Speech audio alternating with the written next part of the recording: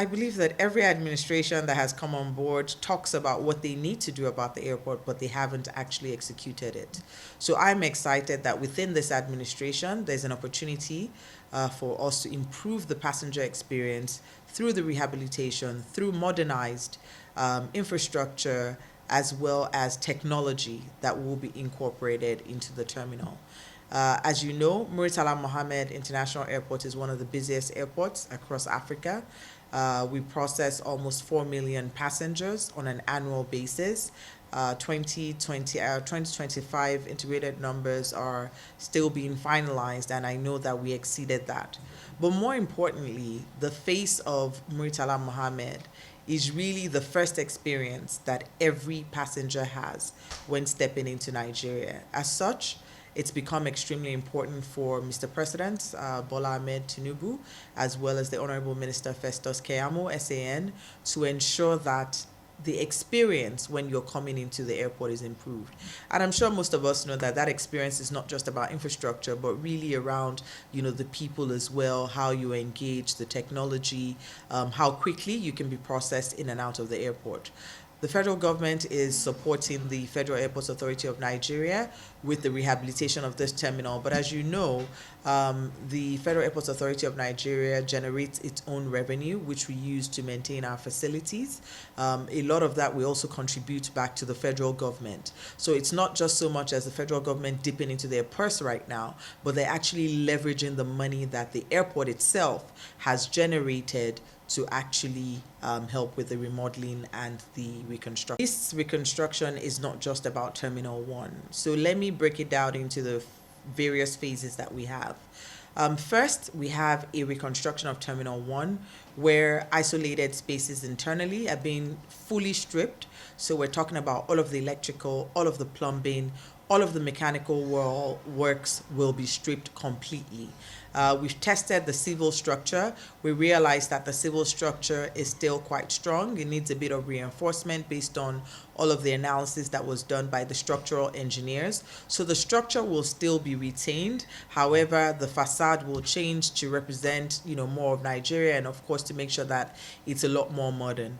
In T1, outside of the civil infrastructure and all of the MEPB works that I had earlier mentioned, there's going to be a lot of technology advancement. So we speak about access control. I know I've been hit quite a number of times with passengers asking me about touting within the airport, access control within the airport. So we will be putting in, new technology. So our check-in counters, our baggage handling systems, biometrics. You see some of the e-gates that are more active now. We're going to have a lot more on the outbound as well, making sure that we have integrated command centers within that premises as well. So that's part of what is happening in T1. The layout will also change really around some of the comfort facilities, where the processing areas are, how do you flow so the time, so that it makes it a lot more efficient for you from the point of check-in, or even from the point when you get into the airport environment till the point that you step on the plane. That's one. The second is the fact that we also have a transit facility. Murtala Mohammed is one of the few airports in Africa that has this size of traffic with very few activities around transit. The opportunity for aviation to grow in Nigeria really lies within our transit opportunities. We've seen it work extremely well in the likes of Egypt. So if you look at the Cairo airport, you look at the Addis airport, a lot of the flights that are coming through there and a lot of the passenger traffic and movement is actually driven by transit passengers. So those are passengers who are actually using the airport as a hub for connection rather than making the likes of Addis or Cairo their final destination. So we want a point where people from across other regions within Africa can fly through Nigeria and continue to their onward destinations. We think that that's going to be remarkable. We think that that's really going to drive growth for this sector just beyond the infrastructure updates that we're making. In addition to that, we're going to be doing a lot of work to T2. I know a number of people have asked to say, look, what exactly is wrong with Terminal 2? When Terminal 2 was initially built, there was a litigation with the Federal Airports Authority of Nigeria and a concessionaire around the existing location. As such, the dimensions and the sizing of where T2 was built had to be reduced to accommodate the area that was available. We thank the federal government because we've now taken a look at the overall master plan. We've seen that there's some hangars who are actually obstructing the area. We're able to relocate those hangars. That way we can actually extend the finger in T2. Terminal 2 will now be able to accommodate additional 15,000 square meters. And let me tell you what that does. It's not just about increase in space. It's really the fact that in today's environment, we're actually able to only process one wide body aircraft at a time. So for those of you who fly the likes of British Airways, Lufthansa, and KLM, you realize that you're landing in Terminal 2 today, but we're still moving you over, or you're checking in from Terminal 2, but we're still asking you to go through the finger in T1. That will stop post this reconstruction because we can actually use T2 as a fully functional facility where we can take more wide body aircraft and you can actually go through the finger. So if you think about the scope of work for this exercise, it's one, the complete reconstruction of Terminal 1. It is building a transit area. It is also extending the finger of Terminal 2. In addition to the T2 extension, I'm sure most of you know about the congestion that we have at the airport due to some of the design issues that exist. So if you're coming through Terminal 2 today, you're actually coming in at the higher level, or the lower level, sorry. So you're coming in at L1 and you're taking escalators with all of your luggage upstairs. That will stop because we're constructing new access, so entry and exit into the airport area so that you have more space for you to flow in terms of the traffic flow. You're also able to come in at the same level, so we're putting less pressure on all of the equipment and infrastructure that we have. So I'm really excited to see more of a prominent area, more green spaces around our airport environment, and of course the entry and exit within the airport area much more improved. MMIA is one of our busiest airports, but it's not the only airport. A lot of this work is actually happening across the country. If you go into our domestic airports in Akure, for example, so the domestic terminal and the JT in Akure is currently under construction. We hope that that will be ready in a couple of months, 2 months or less maximum. The Calabar airport is also Calabar and Owerri. Owerri is almost at completion. In fact, they've started using the domestic terminal. The Kanu domestic terminal is also ready for commissioning. We've done our presidential lounge. We've done Hajj and Hajj terminals across the country. For this year, we're also looking at, and by the way, yes, you mentioned MMIA. So MMIA, yes, from a terminal perspective, but we also have other projects that are happening along with this Renewed Hope project.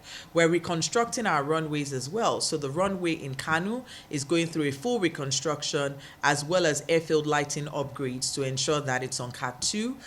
Port Harcourt International Airport, the runway is actually going through a full reconstruction. We're adding additional apron space in Lagos. So it's really not just about MMIA. And so what we've done this year is to identify 4 airports. The federal government will be funding about 2 of those, while FAAN will be funding 2 as well, where we can actually provide Category 1 airfield lighting that allows us to have night operations at those airports. So it's exciting times for us. I'm excited that we're actually putting the money that the airport is generating to use. At the same time, we're going through concessioning of our airports as well. But while the concessionaires are coming in, we're not going to stay idle. We want to make sure that passengers enjoy the comfort and the experience that they would in other countries. This is a 22-month project. We've actually commenced the 22-month period. We kicked off by building off a temporary terminal, which is on the same axis as our international airport. It's actually to the west of T2, where the temporary terminal is active. There are 4 airlines that would actually be making use of the temporary terminal. So Air France, KLM, Ethiopian, and I believe Middle Eastern Airlines. Those four will be using the temporary terminal. So the temporary terminal is now constructed. We're looking at moving people into that temporary terminal by March.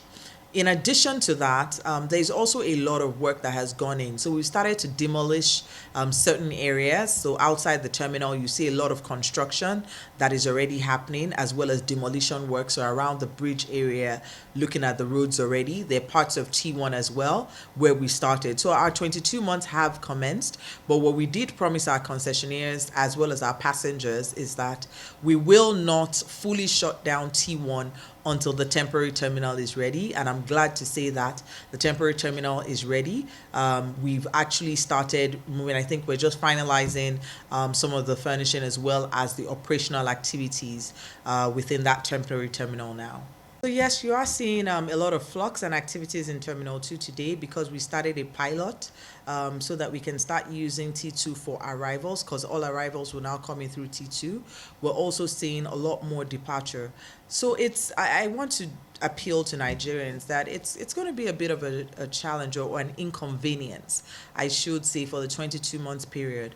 But I believe that the benefits of that inconvenience will far outweigh, the challenges that we would have during that period. The purpose of the pilot is for us to sort of understand the operational issues that could potentially arise. We're also looking at the timing of some of our flights, especially some of the wide body aircraft, because of the passenger activity.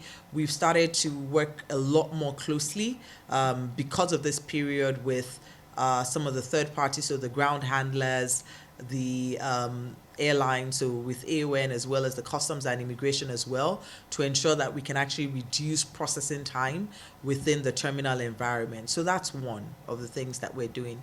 The second is that there's a lot of information that is out in the media now, and we're going to amplify that even a lot more to passengers, to please put in some additional time when they're coming into the airport area. So make sure that you allow for the 3 hours, the recommended time for you to really get to the airport, go through the passenger processing so that you're not rushing, you're not rushing on the way out, either because of passenger processing or anything else that is happening within the airport area, because yes, things have changed slightly. I do want to say that yes, the boarding bridges will not be in use during this period.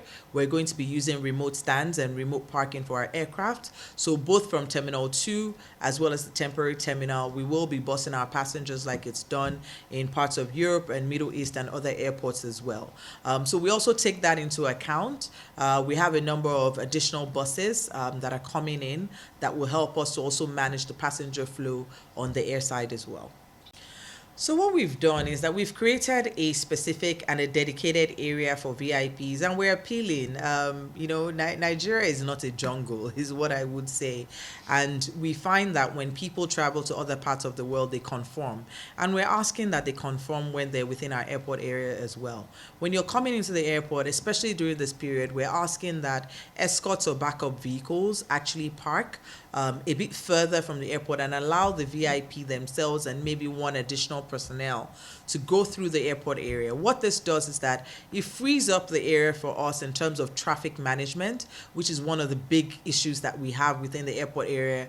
On a normal day, you're seeing one VIP travel with 3-4 cars, whether it's escort, whether backup vehicles as well. So I think it's really important that the messaging goes out to VIPs. We're using various mediums that we have, so both print and electronic media. You mentioned signages earlier. There are signages out there so that you know where the dedicated parking areas. We've identified additional parking areas within the airport. One of the things that we're doing that I forgot to mention, by the way, Ayomide, is that there's a multi-story car park, which is Semor. We're actually connecting that to the terminal as well, so that so in the past, a lot of people didn't want to make use of that car park because of the lack of connection. They would have to get down and walk. So we now have all of the 4 stories will now be available for parking. There's a direct connection between T2 and the multi-story car park as well. In addition, we've opened up quite a number of protocol services. So that's the VIP fast track services for those who are interested in using that. So that's more like a Maraba service. FAAN also has their own protocol service. We have third parties who are operating very similar services as well to help you with fast track within the airport environment. So I'd encourage those who are interested to please make use of this service as well.